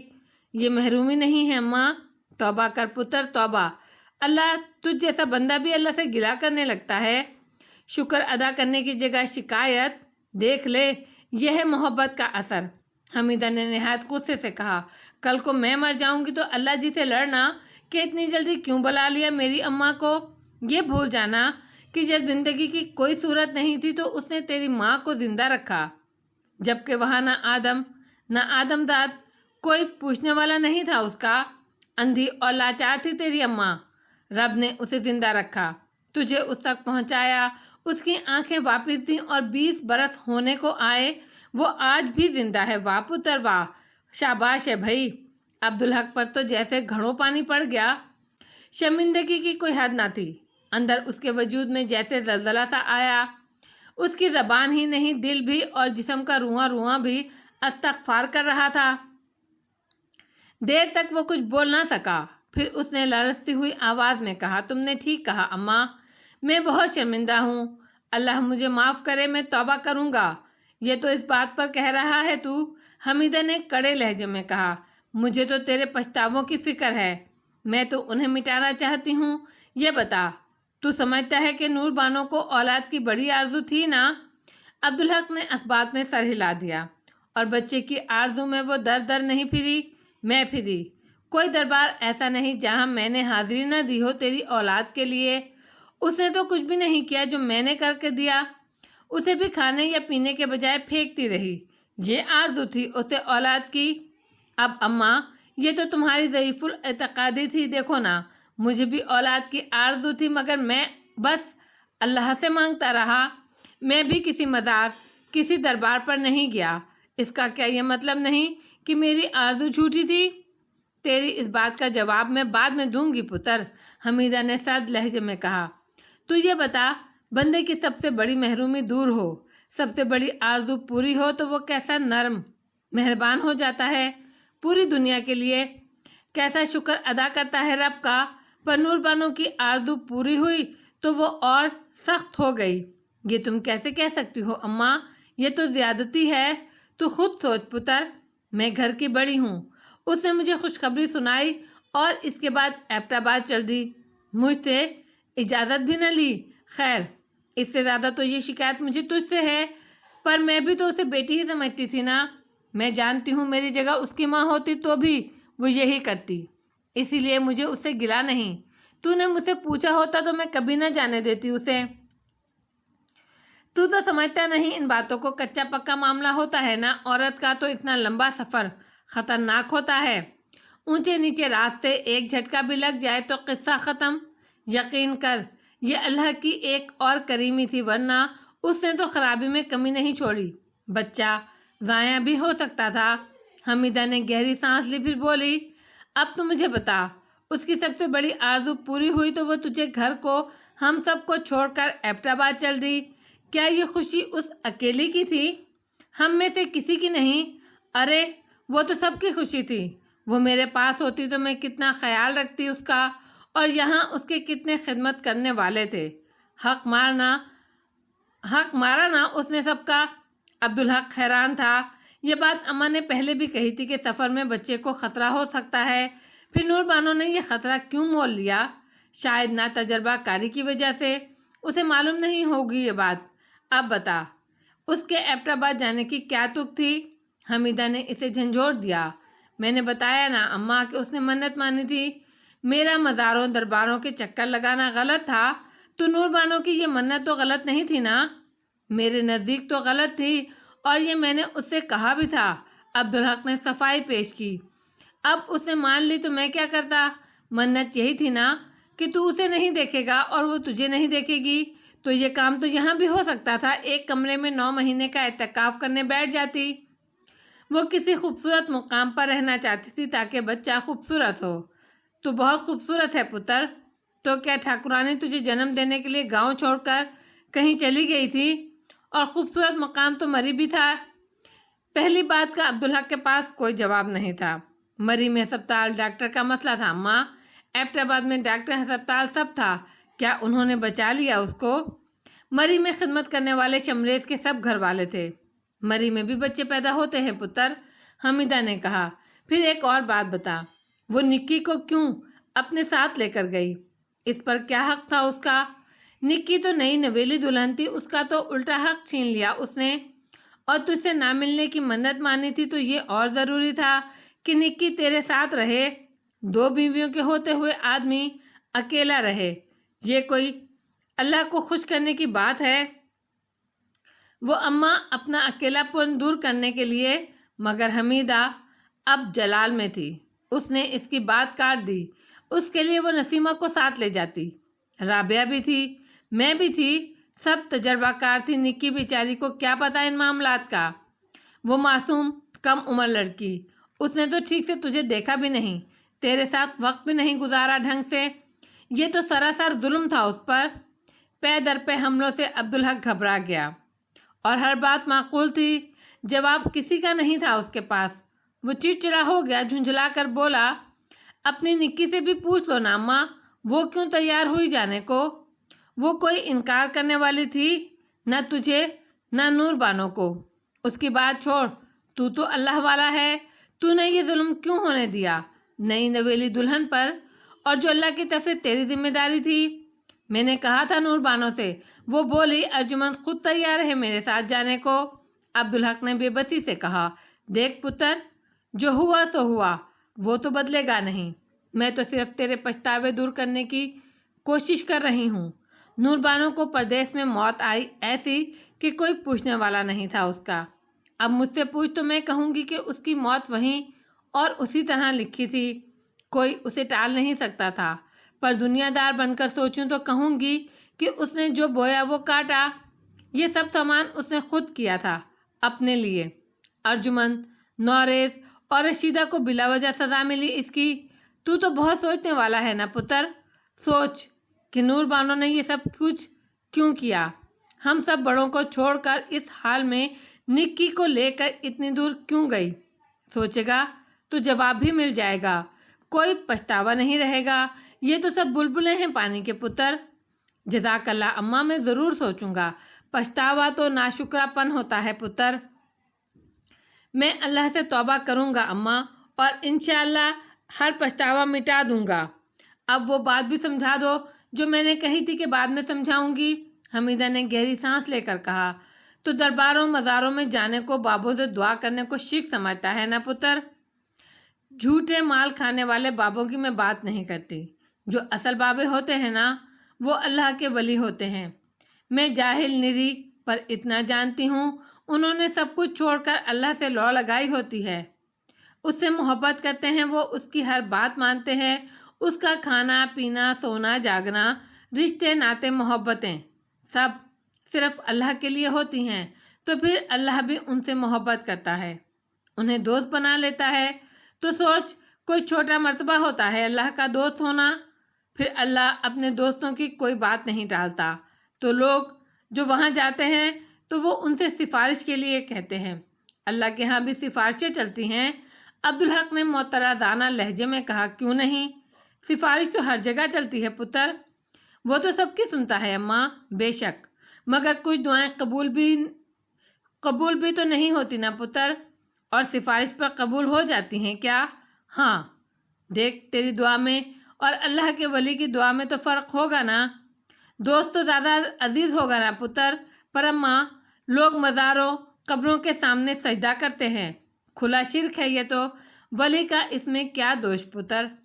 اور لوگ نہ سمجھ ہیں، کوئی پیار سے سمجھاتا بھی تو ان کو نہیں ہے نا، شرک کہنے سے تو اور ضد آ جاتی ہے انہیں۔ تجھ میں تو بڑی عاجزی ہے پتر، یہ بات تکبر والی کی تو نے، برے کو برا کہنے سے وہ اچھا نہیں ہوتا، برا کہے بغیر اچھائی بتائی اور سمجھائی جاتی ہے۔ سوچ تو ذرا کہ نبی پاک نے کسی کو برا کہا کبھی، اور اس سے بھی زیادہ بگڑے ہوئے لوگوں کو اچھا بنا لیا۔ عبدالحق واقعی شرمندہ ہوا۔ ٹھیک کہہ رہی ہو اماں، شاید میں بہت خراب ہو گیا ہوں، بہت توبہ کروں گا اللہ سے۔ نہ پتر، تو بہت اچھا ہے، پر وقت کبھی کبھی آدمی کو ہلکا کر دیتا ہے۔ جا، اب تو سو جا، تھک گیا ہوگا۔ میں تو ضروری بات کرنے آیا تھا اماں، وہ کل کر لینا، جلدی کیا ہے؟ عبدالحق اٹھ کر کھڑا ہوا۔ عبدالحق کا دل بھی بوجھل ہو رہا تھا اور دماغ بھی، سر میں درد تھا۔ حمیدہ کی سچی باتوں نے اسے ہلا کر رکھ دیا۔ پہلی بار اسے احساس ہو رہا تھا کہ وہ بہت بدل گیا ہے، اندر سے بہت خراب ہو گیا ہے، بہت برا۔ حمیدہ نے کہا تھا، یہ نور بانو کی صحبت کا اثر ہے۔ وہ شکر کی جگہ شکایت کا مرتکب ہوا، مگر یہ غلط تھا۔ آدمی خود ہی خراب ہوتا ہے، خود کو خراب کرتا ہے، کسی دوسرے کا کیا دوش؟ اسے تو محبت نے خراب کیا تھا۔ ارجمن نے غور سے اسے دیکھا۔ کیا بات ہے، آپ کی طبیعت تو ٹھیک ہے؟ اس نے پرتشویش لہجے میں پوچھا۔ ٹھیک ہوں ارجمن، آئیے لیٹ جائیے۔ عبدالحق نڈھال ہو رہا تھا، لیکن ابھی لیٹنا نہیں چاہتا تھا، آنکھوں میں نیند جو نہیں تھی۔ اچھا آپ بیٹھیے، میں ابھی آئی، ارجمن نے کہا اور کمرے سے چلی گئی۔ عبدالحق نے اپنے بیٹے کی طرف دیکھا، وہ بیٹھ کے اس سرے پر دیوار کے ساتھ لیٹا ہوا تھا اور سو رہا تھا۔ عبدالحق ٹکٹکی باندھے اسے دیکھتا رہا۔ وہ دل میں اللہ کا شکر ادا کر رہا تھا۔ شرمندگی بھی تھی کہ واقعی بہت ناشکری کی اس نے۔ ذرا دیر بعد ارجمن کمرے میں آئی تو اس کے ہاتھ میں چھوٹا سا ٹب تھا، وہ اس نے لا کر عبدالحق کے پیروں کے پاس رکھ دیا، اور پھر اس نے اپنا ہاتھ پانی میں ڈالا اور خود کلامی کے انداز میں بولی، ٹھیک ہے؟ عبدالحق نے حیرت سے اسے دیکھا۔ اپنے دونوں پیر اس میں ڈالیے۔ کیوں؟ عبدالحق نے گڑبڑا کر کہا۔ آپ ڈالیں تو؟ عبدالحق نے دونوں پاؤں پانی میں ڈالے۔ وہ نیم گرم پانی تھا لیکن اس کی حرارت بہت خوشگوار تھی۔ ارجمن اپنے ہاتھوں سے اس کے دونوں پیروں کو ملنے لگی۔ عبدالحق نے پاؤں کھینچنے کی کوشش کی لیکن ارجمن کی گرفت مضبوط تھی۔ کیوں؟ کیا ہوا؟ ارجمن بولی، تم پیروں کو ہاتھ لگاؤ، اچھا نہیں لگتا؟ یہ میرا فرض بھی ہے اور حق بھی۔ مجھے اچھا لگتا ہے، آپ کو بھی انشاءاللہ اچھا لگے گا۔ ذرا ہی دیر میں عبدالحق کو احساس ہوا کہ اس کے جسم کا تناؤ اور پیروں کی دکھن دونوں دور ہو رہی ہیں۔ یہ ہے کیا؟ اس نے پوچھا۔ گرم پانی میں نمک ملایا ہے، آپ کے پاؤں دکھ رہے تھے نا، اب آرام آ جائے گا۔ تمہیں کیسے پتا چلا کہ میرے پاؤں دکھ رہے ہیں؟ پتہ نہیں آغا جی، بس دل نے بتایا اور میں نے مان لیا، ارجمن نے سادگی سے کہا۔ اب بس کرو، دکھن ختم ہو گئی۔ عبدالحق کے لہجے میں تشکر تھا۔ ذرا رکیے، ارجمن نے کہا اور باتھ روم میں جا کر تولیہ لائی۔ ٹب ایک طرف ہٹا کر اس نے بہت اچھی طرح اس کے پاؤں خشک کیے، پھر وہ تولیہ لے کر باتھ روم میں گئی۔ اب آپ لیٹ جائیں آغا جی، واپس آ کر اس نے کہا۔ عبدالحق بڑی حد تک پرسکون ہو گیا۔ وہ بستر پر دراز ہو گیا۔ نیند آ رہی ہے آپ کو؟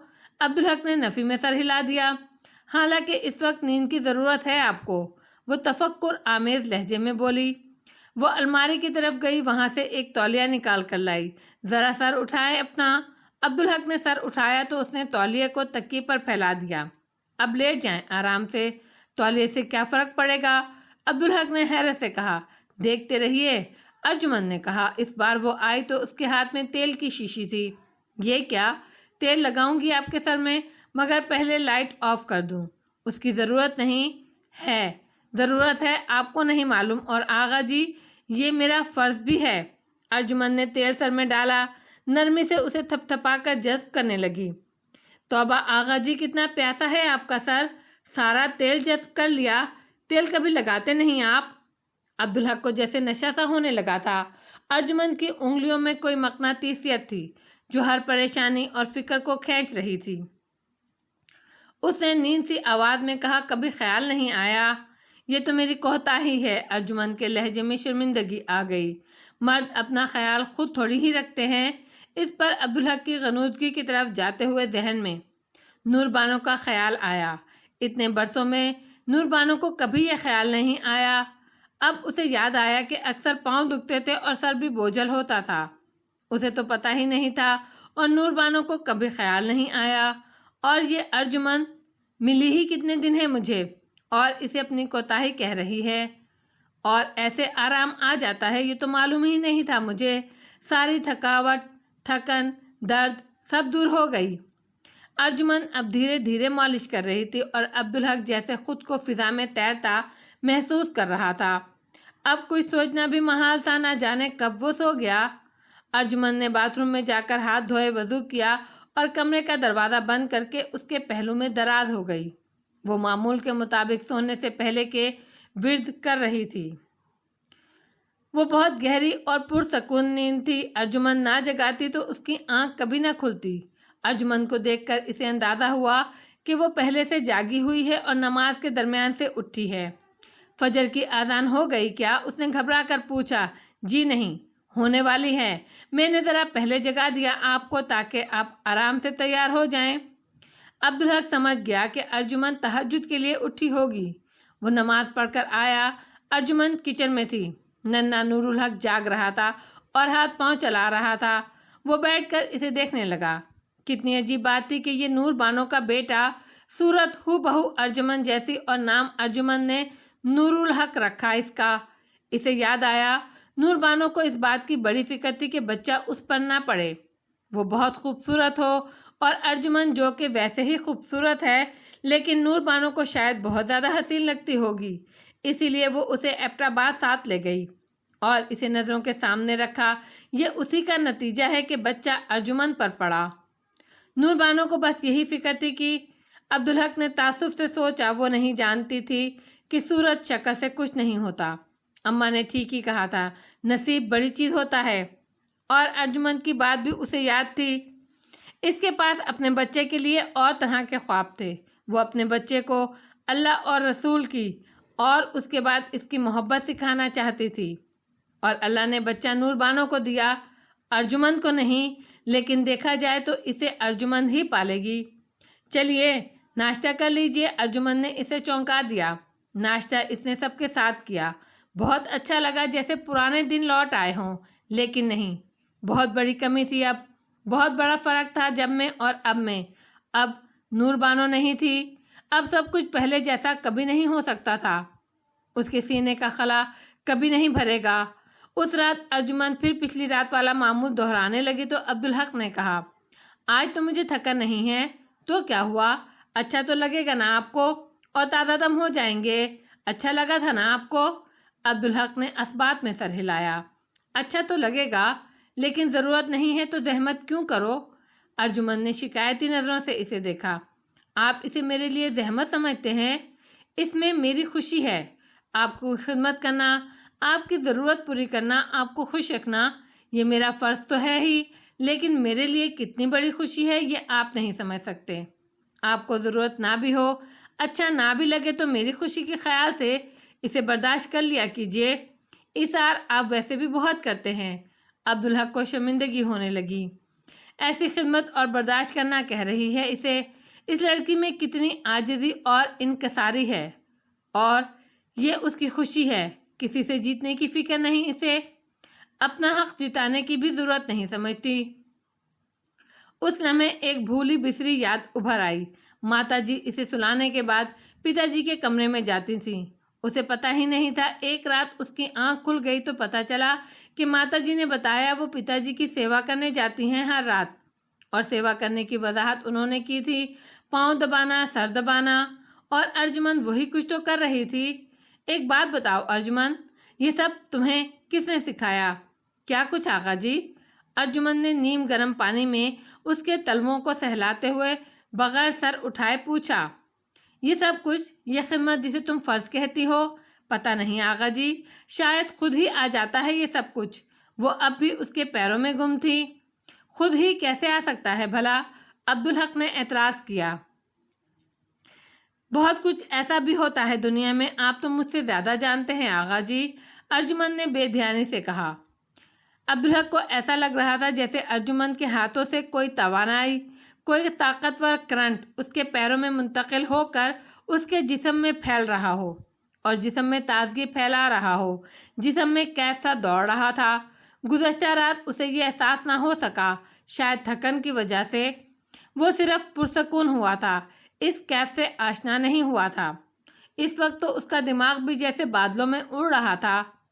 میں تو ایسا کچھ نہیں جانتا دنیا میں جو خود بخود ہو جاتا ہو۔ اسے احساس بھی نہیں تھا کہ وہ بغیر سوچے سمجھے بول رہا ہے۔ لیکن مجھے یہ سب کچھ کسی نے نہیں سکھایا۔ تو پھر تمہیں کیسے آیا یہ سب؟ بچہ سانس لینا کیسے سیکھتا ہے آغا جی؟ وہ تو نیا نیا پیدا ہوا ہوتا ہے، نہ سمجھ ہوتا ہے، اسے کوئی تجربہ نہیں ہوتا سانس لینے کا، تو اسے سانس لینا کون سکھاتا ہے؟ یہ تو میں بتا سکتا ہوں، عبدالحق نے فاتحانہ لہجے میں کہا۔ اس کو ایک دھپ رسید کیا جاتا ہے، تکلیف سے روتا ہے تو سانس آتی ہے، سانس آتی ہے تو اس کی سمجھ میں آتا ہے کہ وہ تو نہ سمجھ ہوتا ہے آغا جی۔ ارجمند نے سر اٹھائے بغیر کہا، ٹھیک، میں یہ کہنا چاہ رہا تھا کہ روتے ہوئے وہ بے ارادہ سانس لیتا ہے، اور پھر مشین چل پڑتی ہے، پھر وہ ساری زندگی سانس لیتا رہتا ہے، چلے مان لیا، لیکن تکلیف پر رونا اسے کون سکھاتا ہے؟ ارجمند اب بھی اسی کیفیت میں تھی۔ یہ تو جبلت ہے، اور جبلت کیا ہے؟ تم ہی بتاؤ۔ ارجمند نے پہلی بار سر اٹھا کر اسے دیکھا۔ ہاتھ اس کے اب بھی مصروف تھے۔ وہ اقبال صاحب نے بتایا تو ہے نا آغا جی، سکھائے کس نے اسماعیل کو آداب فرزندی؟ عبدالحق کو پہلی بار احساس ہوا ارجمند کے ہاتھوں سے اس کے جسم میں منتقل ہونے والی توانائی ارجمند کے ارتکاز کی وجہ سے تھی، اور وہ مکمل ارتکاز تھا۔ دل، دماغ، جسم اور روح سب اس کے پیروں پر مرتکز تھے، اور اب وہ ارتکاز ٹوٹ گیا تھا تو کرنٹ تو اب بھی تھا، مگر بہت موہوم۔ ارجمند سر اٹھائے اسے دیکھ رہی تھی۔ وہ فیضان نظر تھا یا کہ مکتب کی کرامت؟ عبدالحق نے پہلا مصرع پڑھا۔ چھوٹا منہ بڑی بات آغا جی، مگر میرے خیال میں اقبال صاحب نے یہ مصرع صرف اس لیے کہا کہ روایتی طور پر شعر 2 مصرعوں کا ہوتا ہے۔ ورنہ تو وہ مصرع اپنی جگہ مکمل ہے۔ ایسی بات تو نہیں۔ دوسرا مصرع سوال ہے، پہلا اس کا جواب۔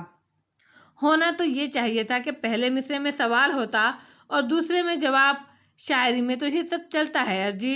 عبدالحق نے بے ساختہ پیار سے اسے پکارا۔ پہلی بار اسے لگا اس کی روح ان باتوں کو ترستی رہی ہے۔ ارے ارجمن ہی سے تو وہ یہ تبادلہ خیال کر سکتا ہے؟ مجھے نہیں معلوم۔ میرے نزدیک تو پہلے یعنی جوابی مصرعے میں اقبال صاحب نے جو 2 آپشن دیے وہ غلط۔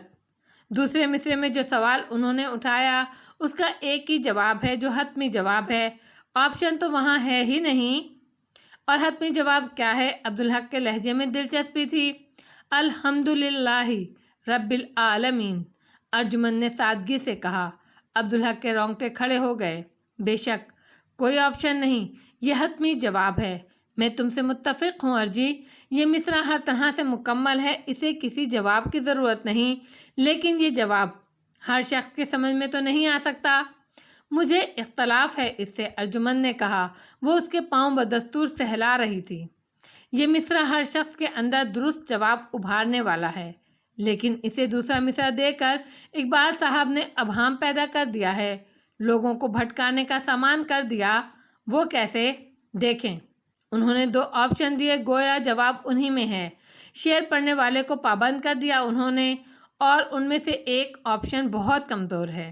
مکتب کی کرامت۔ مکتب میں علم دینے کی کوشش کی جاتی ہے، کوئی کرامت نہیں ہوتی وہاں۔ اب پڑھنے والوں کے پاس اس کے سوا کوئی چارہ نہیں کہ وہ فیضان نظر کو دوسرا جواب مان لیں۔ تو اس میں حرج کیا ہے؟ اللہ کی نظر کرم کی بات ہے، عبدالحق نے بڑے اعتماد سے کہا۔ یہی تو ابہام ہے آغا جی۔ فیضان نظر کی اصطلاح ولیوں، پیروں اور فقیروں کے لیے استعمال کی جاتی ہے یہاں۔ عبدالحق کو اس کی بات کا قائل ہونا پڑا۔ اور شعر میں پہلے جواب ہے، سوال بعد میں، اور جواب کے 2 آپشن ہیں، ان میں سے ایک کمزور ہے، تو پڑھنے والا پہلے ہی سے ذہن بنا لیتا ہے کہ فیضان نظر کا معاملہ ہے، اور وہ اسے بندوں کی طرف لے جاتا ہے۔ عبدالحق کو ایک اور نکتہ سوجا، لیکن یہاں فیضان نظر کا اشارہ حضرت ابراہیم کی تربیت کی طرف بھی تو ہو سکتا ہے۔ اس سے کیا فرق پڑتا ہے آغا جی؟ وسیلے کی بات توجہ کرنا تو راہ سے بھٹکنا ہے۔ توجہ تو وسیلہ بنانے والے کی طرف ہونی چاہیے۔ منبع اور سرچشمہ تو وہی ہے نا، الحمدللہ رب العالمین۔ لیکن اہمیت وسیلے کی بھی تو ہے نا؟ ہے، لیکن یہ خیال بھی رہے وسیلہ محض آزمائش ہے۔ وسیلے میں جتنا الجھیں گے راستہ اتنا طویل اور منزل اتنی دور ہوگی، پھر وسیلے کی اہمیت بھی ختم ہو جائے گی، اور جس نے وسیلہ بنایا اس سے تو ہم پہلے ہی دور ہو چکے ہیں۔ اور آغا جی، اللہ تو بغیر وسیلے کے بھی بہت کچھ دے دیتا ہے۔ اس دنیا کو تو اللہ نے اسباب کا کارخانہ بنایا ہے، لیکن بہت کچھ وہ بے گمان اور براہ راست بھی دیتا ہے۔ وضاحت تو کرو۔ ابھی آپ جبلت کی بات کر رہے تھے، ہر جاندار کو ملی ہے اور کسی کے توسط کے بغیر ملی ہے۔ وہ تو جسم کے زندگی کے اس نظام کا حصہ ہے جو اللہ نے ہر ایک کے لیے قائم فرمایا ہے، جسم کی طرح۔ نہیں آغا جی، میرے خیال میں ایسا نہیں ہے، ارجمن نے بےحد عاجزی سے کہا۔ جسم تو ماں کے وسیلے سے بنتا ہے، لیکن جبلت اللہ براہ راست القا فرماتے ہیں۔ یہ تو قانون بقا ہے۔ زندگی کے تحفظ اور اس کی بقا کے لیے مختلف رد عمل مختلف موقعوں پر، نہ سمجھ بچہ جو کچھ جانتا سمجھتا نہیں ہے، ان اصولوں کے تحت رد عمل ظاہر کرتا ہے۔ آپ ہاتھ ہلائیں اس کے سامنے، پلکیں خود بخود بند ہو جاتی ہیں اس کی، اور یہ جبلت مرتے دم تک اس کے ساتھ رہتی ہے۔ یہ اسے کسی کے توسط سے نہیں ملتی، کوئی سکھاتا نہیں ہے اسے۔ یہ تو نسل در نسل ودیت ہوتی ہے۔ ودیت ہونے کا اس لفظ استعمال کر کے آپ نے تسلیم کر لیا کہ یہ براہ راست اللہ کا دیا ہوا ہے، چلیں اسے چھوڑیں۔ دیکھیں، وہی صرف پیغمبروں کے لیے ہے، علم کا ذریعہ، لیکن اللہ نے عام انسانوں کو بھی محروم نہیں رکھا، ان پر خیال القا فرماتا ہے۔ وہ معجزوں کی مثال لیجئے، ان پر خیال اللہ کی طرف سے اترا، انہیں غور و فکر پر اللہ نے اکسایا، اس کے نتیجے میں ایجادات ہوئیں۔ القا کی نعمت نہ ہوتی تو انسانی ارتقاء کیسے ہوتا؟ اور آپ تنہائی میں قرآن پڑھتے ہوں اور کوئی آیت پڑھتے ہوئے کوئی نقطہ آپ کی سمجھ میں آتا ہے اور واضح ہوتا ہے تو بتائیں، کس نے سمجھایا وہ نقطہ؟ نہیں آغا جی، اللہ نے انسان کو زمین پر بھیج کر اسے اکیلا نہیں چھوڑا، اس کے روحانی، مادی اور ذہنی ارتقاء کا سامان فراہم کرتا رہا۔ سورہ رحمان کی ابتدائی آیات دیکھ لیجئے۔ رحمان نے قرآن پڑھایا، اس سے پہلے بولنا سکھایا۔ نہ سکھایا ہوتا تو آج تک وہ اشاروں میں بات کرتا ہوتا، جو بہت اہم ہوتے ہیں۔ انسان کو ان کا وعدہ یاد دلانے کے لیے پیغمبر بھیجے تھے، صحیفے اتارنے تھے۔ خود سوچیں آغا جی، یہ زبان کہاں سے آئی؟ عربی، انگریزی، فرانسیسی، سب اللہ کا دیا ہوا ہے آغا جی، آپ مجھ سے زیادہ جانتے ہیں۔ عبدالحق کو اپنا لڑکپن یاد آ گیا۔ اس طرح تو اس نے نیوٹن کے بارے میں سوچا تھا اور اس نے پتھروں کے زمانے کا تصور بھی کیا تھا۔ وہ کچھ بھی نہیں جانتا تھا، اللہ نے سب القاء کیا تھا اس پر۔ افسوس، وہ سب کچھ بھول گیا، بہت پیچھے چلا گیا۔ وہ اداس ہو گیا۔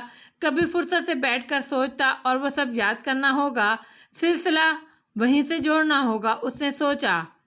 ارجمند نے اس کی اداسی محسوس کر لی۔ میں جانتی ہوں یہ سب آپ جانتے ہیں، بلکہ اس سے بھی بہت زیادہ آپ ہی سے تو سیکھا ہے میں نے تمہیں کب بتایا یہ سب؟ آپ کے دل سے میرے دل کا، روح سے میری روح کا رابطہ ہے یہ۔ اللہ کا کرم ہے، ورنہ میں تو محبت کے سوا کچھ جانتی ہی نہیں تھی۔ آپ سے جڑی تو یہ بہت بڑا فیض ملا مجھے۔ قرآن پاک پڑھتی ہوں تو آپ میرے ساتھ ہوتے ہیں، باتیں بھی ہوتی ہیں آپ سے۔ عبدالحق کو یاد آیا، کراچی میں ایک بار اس کے ساتھ ایسا ہوا تھا، عین اس وقت یہاں لاہور میں ارجمند کے ساتھ بھی ہوا تھا۔ اس کی گواہ دونوں کی ڈائریاں تھیں، مگر دوبارہ ایسا نہیں ہوا۔ ارجمند پھر بھی اسے محسوس کرتی رہی اور کرتی ہے، تو کیا اب یہ یک طرفہ ہو گیا؟ یہ رابطہ تو بہت قیمتی ہے۔ ارجمند تسلا اٹھا کر لے گئی، پھر آ کر اس کے سر میں تیل لگانے لگی۔ وہ نہ چاہتے ہوئے بھی سو گیا۔ اگلے روز صبح کے وقت عبدالحق لان میں جا بیٹھا۔ وہ تنہائی میں بیٹھ کر بہت کچھ سوچنا چاہتا تھا۔ رات کا جو احساس زیاں ہوا تھا اس نے اسے تڑپا دیا تھا۔ اتنا کچھ ہو گیا اور اسے پتہ بھی نہ چلا، کیوں؟ اس نے ترتیب کے ساتھ یاد کرنے کی کوشش کی۔ شادی سے پہلے کا آخری عرصہ اسے یاد تھا، جب وہ محبت میں سرشار تھا، جب جسم کے بھید نہیں کھلے تھے۔ وہ بڑی محبت سے نماز پڑھتا اور بہت استغراق کے ساتھ قرآن، لیکن مولوی مہر علی نے کچھ علامات دیکھ کر بہت شفقت اور نرمی سے اسے آگاہ کر دیا تھا کہ وہ غرور کی طرف جا سکتا ہے، بلکہ اس راستے پر چل بھی پڑا ہے۔ بدقسمتی کا آغاز نور بانو کے ساتھ اختلاط سے ہوا تھا۔ اس نے شادی میں اس لیے جلدی کی کہ اس کی نماز حضوری سے اور قرآن کی تلاوت غور و فکر سے محروم ہو گئی تھی۔ اس نے سوچا تھا نکاح کی برکت سے ہر خرابی دور ہو جائے گی، لیکن ایسا ہوا نہیں، بلکہ برعکس ہوا۔ اس کا ذہن جیسے روشن ہو گیا، ہر یاد بالکل صاف اور واضح، تمام جزیات سمیت۔ اعتکاف کے بعد اسے داڑھی رکھنا تھی۔ مولوی صاحب نے تجویز کے پردے میں حکم دیا تھا، پھر اماں نے اس کی تائید کی تھی، لیکن نور بانو نے اسے شیو کرنے پر مجبور کر دیا۔ کیا وہ بے بس تھا، کمزور تھا؟ نہیں، وہ نور بانو کی دلجوئی کر رہا تھا۔ انسان تو ایسے ہی کمزور ہے، محبت اسے اور کمزور کر دیتی ہے۔ جو اللہ سے دور کر دے وہ محبت نہیں ہو سکتی۔ مولوی مہر علی نے فرمایا تھا، ایسی کیا دلجوئی کہ آدمی نبی کریم کی سنت پر عمل کرتے کرتے ہٹ جائے۔